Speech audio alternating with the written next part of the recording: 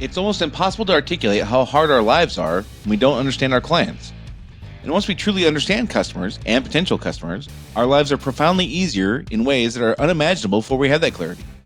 Stay tuned to hear how we can gain the understanding that makes everything fall into place. Running a service business can be hard. It is not unusual for business owners in industries like contracting, home repair, auto repair, business-to-business services like janitorial, IT and accounting, and many others to feel overwhelmed by all the priorities facing them at any given time. Between addressing the needs of the customers, managing the employees, figuring out the financials, and getting processes in place, feeling like you're making significant progress on your business journey can be difficult. Welcome to Service Industry Success, hosted by Brian Harding. Each week, Brian will look at real-world strategies for building the business you are dreaming of, while also sharing tactics to get through some of the most frustrating parts of business ownership with a lot more ease. Let's get started. So as you've heard me talk about before, I do a fair bit of public speaking at industry association meetings and annual conferences and different kinds of meetings like that. One of the things I've started asking audiences in the last year or so is, do you think people would rather be understood or loved? And the answers I get are generally somewhere around 70-30, 80-20. Most people in these audiences say people would rather be understood than loved. And I would tend to agree with that. I think that as humans, being loved is great, and that's a powerful thing that we all want. But to truly be understood by somebody, I think is one of the things that we're all trying to accomplish. One of the reasons our favorite thing to talk about is because we want to be understood. We want to communicate our points of view. We want people to get us. Now, as it relates to understanding our clients, like that is why, in my opinion, one of the most powerful things we can unlock in our business is a true understanding of our client. And there's a few ways that I've experienced getting this right, a few ways I've experienced getting this wrong. I'm going to share some of those with you today. And we're going to talk a little bit more about this next week as well. It's like once we figure out, how to understand our client, like how do we put into words what makes us special? So this episode and next week are pretty well tied together. And one of the things I think we get wrong is when we expect our clients or potential customers to make different buying decisions than we do. It's very easy for us to shift our thinking. This happens like without any effort. It happens even when we don't want it to, but it very quickly happens. We shift our thinking to, how do I get them to buy my thing? Instead of staying committed to really understanding them, what they want and what they fear and what they expect and what they hope, and not necessarily about the service we provide. And this is one of the hardest things we'll ever do, but holy smokes, does our life change immensely for the better once we really do get this part figured out. Until then, though, we have to stay laser focused on the outcome we need to do right now, which is getting an understanding of our client. Once we have that, we can apply that knowledge and our lives change in ways that are, again, it's just unimaginable, the difference in how your business will operate when you have this understanding. If you don't have that understanding, though, that has got to be the number one priority, in my opinion. Like nothing else will matter more than that, aside from like big risk stuff, aside from if you're in a blue collar environment, accident prevention stuff, if you're in a white collar environment, data protection, I mean, of course that stuff. But aside from those like things that are catastrophic to your business if they go wrong, nothing else is more important, in my opinion, than figuring out what makes our clients go and what do they really want. And we're going to talk a little bit about this because we tend to focus on providing what they need, which is our service, which they absolutely do. But people don't buy because of what they need. They buy because of what they want. So more on that in a second. First, I want to tell you to try the new group you've heard me talk about for the last few weeks. Absolutely free, where you can ask any question you have about improving your business, your growth, your team, your processes, your profitability. All you got to do is send a quick introductory email to hello@serviceindustrysuccess.com with the word group in the subject. Just a quick introductory email, your name, business name, how many employees you have, whatever you think is pertinent. Once I get your email, I'll send you back the Zoom link for our next call, and you can start moving forward immediately in areas where you'd like to make a little more or a little faster progress. Again, all you got to do is send an email to hello@serviceindustrysuccess.com with the word group in the subject. All right. So one of the things we got to do is figure out what they want, not what they need. And again, I'm not minimizing that they need the service we provide. There's no question about that. But that's not really what they want. A super simple example is nobody wants to count calories. Nobody wants to do push-ups. They want to fit into their dress. They want their friends to notice they're looking better. They want their spouse to notice they look better. They want to feel healthier. Like those are what they want. What they need is to count calories and do push-ups. And this is where we make the mistake is we focus on the thing we provide and we talk about, well, what they need is our thing, and our thing just needs to be the best thing that we can offer. And yes, that's a piece of it. But what they want is something entirely different. They want other stuff, perhaps even more than they need our service.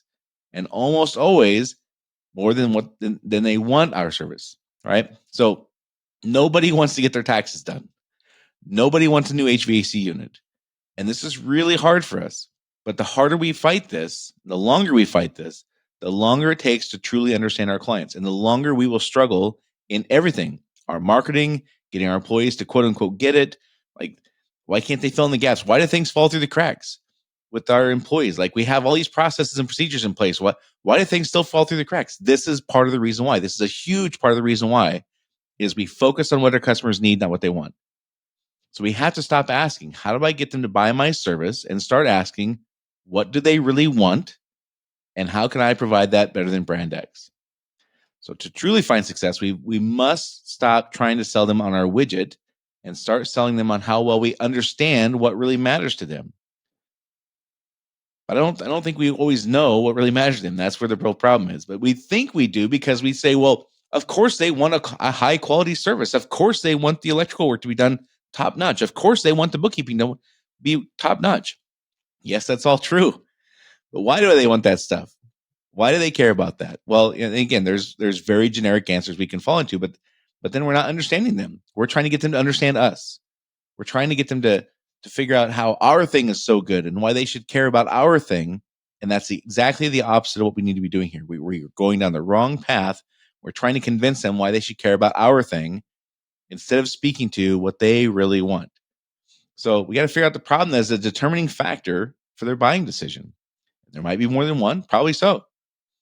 But it's probably not the widget. It's probably not the widget fixing. So, like, if you sold roofing nails, is who you buy roofing nails from really about their nails? I mean, one provider's as good as the next when it comes to roofing nails, probably, right?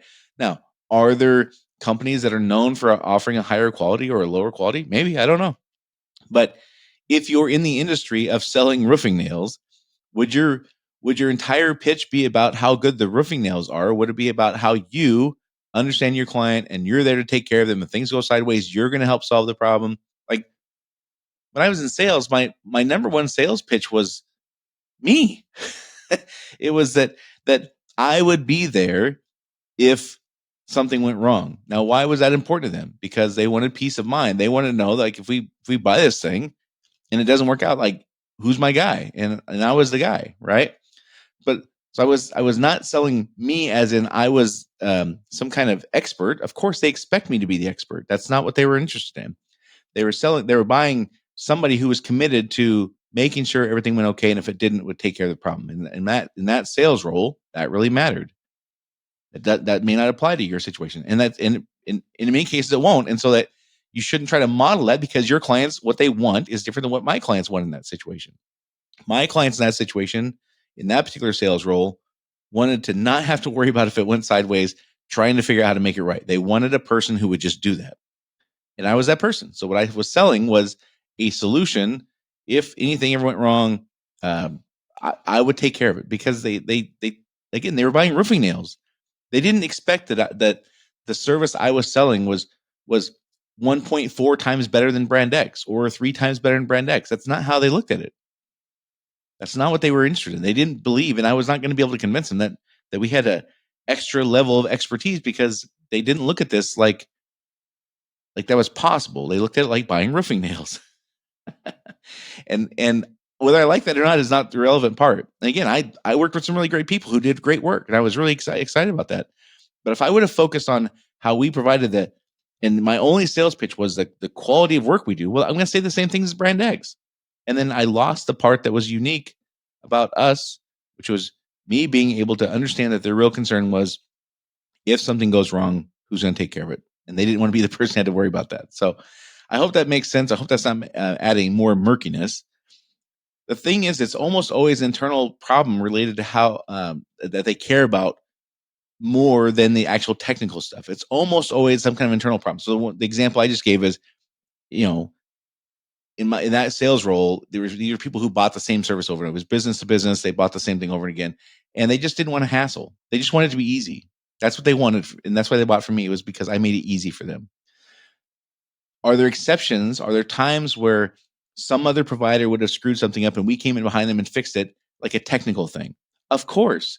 Like, are there situations where a company hires an electrician and they come out and they blow it, and then they hire another electrician to come out and fix it? Of course, that stuff happens. And that's happened to me, just like it's happened to you. Every one of us has examples where a competitor blew the technical part and we came in and saved the day. And was the client happy we saved the day? Of course. But we have to understand we're biased to want our expertise and our experience to be the criteria the customer values the most, because we're human and we also want to be valued. But this isn't generally how it works. How often do you call someone to fix something for you while simultaneously thinking, they probably don't know how to fix this. I'm going to call them anyway. That's not how it works, right? We don't likely call people, or we nearly always call people who we think have the technical skills necessary to fix our problems. Otherwise, we wouldn't call them. And this is, kind of a through line, this is a recurring theme in this podcast, that is part of what made my company successful and part of why my company grew at the rate it did. We averaged 38% growth per year for a decade. The reason was because we weren't selling the technical work. We were selling our understanding of the client, which had nothing to do with how we made money. It had nothing to do with the types of tools we use. It had nothing to do with that. What was attractive to our clients about us was we understood the stuff that they really cared about, which was not, in our case, the plumbing. It wasn't that. They cared about knowing what was going on. They cared about communication. They cared about other things that were way more important than the plumbing, because they expect people to know how to fix the plumbing. They know there's plumbing providers out there who can do that. That's not unique. That's not special. We had to sell them on what was unique and special about us that didn't really have anything to do with the technical stuff, because that's what they wanted. If we would have tried to convince ourselves, or we would have continued trying to convince ourselves that they should really care about the plumbing, we would have been in trouble. We would not grown 38% a year. If we would have kept saying, well, let's just try to convince them that our plumbing is better than everyone else's, that would have been a futile experiment. Our lives changed when we stopped trying to sell the technical thing we did. We figured out what they wanted and we sold that. That's when our lives changed. But we had to understand them first. We had to unlock from what we wanted them to do and figure out what they wanted to do and what outcomes they really cared about. And it's a slight difference, but it's absolutely critical we get this part right. So you and I always call people, unless there's some weird circumstance where it's not possible, which is pretty rare. We generally call on people we think have the technical skills necessary to fix our problems. Otherwise, we wouldn't call them. So we can't allow ourselves to perceive the exceptions where our technical skills save the day, which again has happened for all of us. But we can't allow ourselves to perceive that those exceptions where our technical skills save the day and we came in behind somebody and fixed something. Like every bookkeeping company, every CPA firm has an example of they brought a new client and the books were a mess. Everyone has stories like that. Every contractor has stories where somebody tried to fix something, they blew it, and they came in behind them and fixed it. Every marketing agency has examples of where a customer was working with a marketing agency and got terrible results, and the Google thing was all messed up and whatever, and they came in and fixed it. We all have those. But we can't allow ourselves to believe that those exceptions where we come in and say our technical skills save the day are generally the reasons people are either overjoyed or disappointed. That's not generally how it works. And once we stop allowing ourselves to consider our expertise and our experience as the most important criteria, now we're left with the real work. Now we can really get somewhere. When we can come to truly understand our customers, can we still save the day with our technical skills? Of course. But if we rely only on our technical skills, can we wow them with the other criteria they have? If all we focus on is our technical skills and how great those are, can we wow them with the other things they really care about, like communication? No. But if we focus on things like communication, understanding that we still have to get the technical part right, we focus on the communication because that's what they really value in this instance, this example I'm using. then absolutely we can wow them on the stuff they really care about. And can we still nail it on the technical part? Absolutely. But only one of those works. If we rely on focusing on our technical skills and the thing we do to make money, the push-ups and diets that we're selling, if we focus on making that the best, if I focus on making the plumbing the best or the accounting the best or the chiropractic the best, I can't wow them on the other stuff they really care about. But if I focus on the stuff they really care about, I can still wow them on the technical stuff. That's a critical thing for us to understand. Part of this also is we must understand to our customer, where is the service we're providing on the utility versus experience scale. Now, I've completely made this up, this utility to experience scale. You've probably not heard it before, so I'll explain it for just a second. Some services we provide that are provided to clients or customers are seen as utility. Some are seen more of an experience. So on one end, you would have like your cable company or your phone company. The only time I think about my cable or internet is when it doesn't work. That's the only time. I wake up in the morning, I don't have a single thought about it. I could go weeks on end without thinking about my cable. Second it stops working, that's what I'm thinking about. On the other end of the spectrum, we have experiences like going on a cruise, or my wife and I had an amazing dinner at a very fancy restaurant with an amazing view on the Caribbean Ocean a few months ago, and I will think about that experience for the rest of my life. That was an experience. Sometimes, though, we think our customers should see our service that we provide as more of an experience when really they see it more of a utility. We need to understand how our customer views the service we provide, but often we believe that they should see what we do way more of an experience than is reasonable. I don't know your circumstance. There's no way I could know for you where this is, but I can tell you for me, if in my company, I would have been adamant that my customers value the service I provided as an experience, while deep down, they just looked at it more of a utility, I would have been in real trouble. Does that mean I don't want to wow them and give them an experience better than they expected? Of course not. I absolutely want to wow them and give them a better experience than they expected. 100%. And I knew we had done it with our clients when not just a handful, but a significant volume of them started telling us that the level of service we provided, the level of communication we provided was the benchmark that they compared all other providers to. I knew we had done it. Not once, not one time ever did somebody say that our workmanship or expertise was the standard they held others to. Not one time. And again, we had the same stories as everyone else where we came out behind somebody else who'd blown it and we fixed it. We have those stories like everyone else, but not one time did they ever come up and say, you guys' workmanship and expertise is the standard we hold others to. They absolutely numerous times, though, said, your level of service and your level of communication is the benchmark we compare all providers to. We were selling them what they wanted, not what they needed. So even still, in my case, I need to understand and accept that they weren't looking for this encounter with me to be an experience. I had to accept reality on that, or I would completely miss key things that I could do to really wow them. Customers buying a new HVAC unit are wowed a whole lot more by excellent, effective communication than they are how well the wiring that they're never going to see is done. Like, how many times do people go out and admire the workmanship on an HVAC unit, more than 3 days after it was installed? Like 0.00001%. But how many will remember how great the communication was? Like 80+%, right?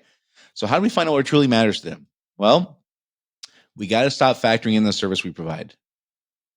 Okay, yes, they need our widget fixing. But besides that, what do they really want? And I mean this, besides that, what do they really want? So we got to stop factoring in the service we provide if we truly want to understand what they really want. They don't want the diet. They want their clothes to fit. They want their friends to notice. They want to feel healthier. We must invest the necessary time to ask the questions like, why did you choose us instead of brand X? Why did you buy today instead of yesterday, rather than waiting until tomorrow? What do you really care about? What do you really want? What are you worried about? What might be you embarrassed about? Why have you fired other providers? And here's a secret I will tell you that I think is really important for us to understand. The more reluctant they are to tell us the thing, the more valuable the knowledge is. I will tell you, like, for me personally, the things that I learned over years of serving a particular kind of client, I got to know things that they were really reluctant to say. But once they got to know me over a period of time, a long period of time, they started sharing things that were way more intimate and vulnerable than they did, when I only knew them for 3 months.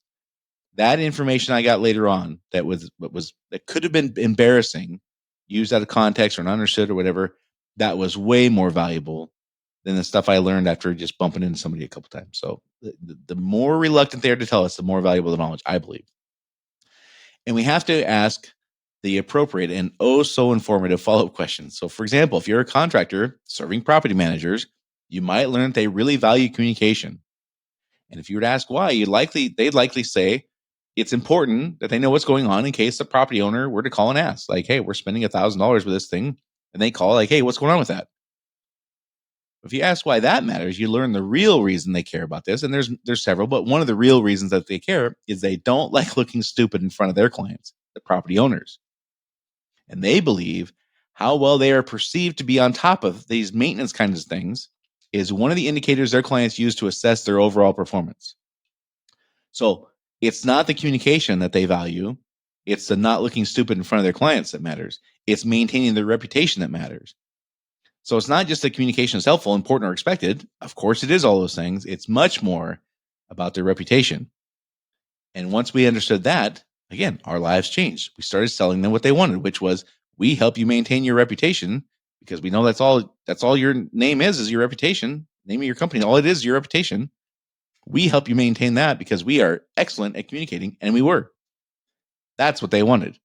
They did not want the service we provided. They knew they could get the service we provided from lots of places. That was not interesting to them was to find the best contractor in our particular industry.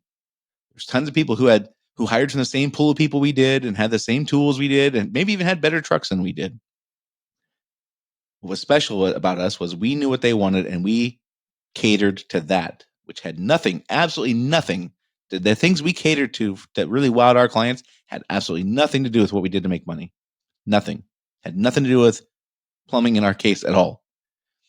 So if you're trying to sell yourself as a contractor who provides great quality at a fair price, you wouldn't even raise the tiniest bit of interest from them after working with us, in our case, because that's not what they were buying from us. We were selling them what they wanted, not what they needed.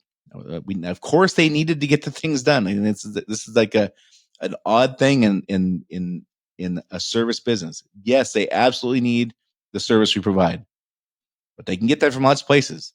What do they want? And how do we provide that better than Brand X? We must keep asking ourselves and stay laser focused on asking the right question. What do they really want? And how do we provide that better than Brand X? And stop asking, how do I get them to buy my service? And especially stop asking, how do I get them to appreciate how great we are at providing our service? If we're asking questions like that, even subconsciously or internally, we're going on the wrong path. All right, don't forget, try my group meetings out, absolutely free, where you can ask any question you have about improving your business, your growth, your team, your process, your profitability. Just send a quick introductory email to hello@serviceindustrysuccess.com with the word group in the subject. Once I receive your email, I'll send you back a Zoom link for our next call. You can start making progress immediately on areas where you'd like a little help or a little insight or just a little confidence. Also, if you find the information I share helpful, please share this podcast with a friend or colleague who you think could benefit. Of course, public sharing is also appreciated. But this is a topic that many people struggle with. If you know somebody who's trying to figure out how to, gain that competitive edge, this is a great podcast episode to share with them. So until next week, that's it for this week, and I'll see you all next week.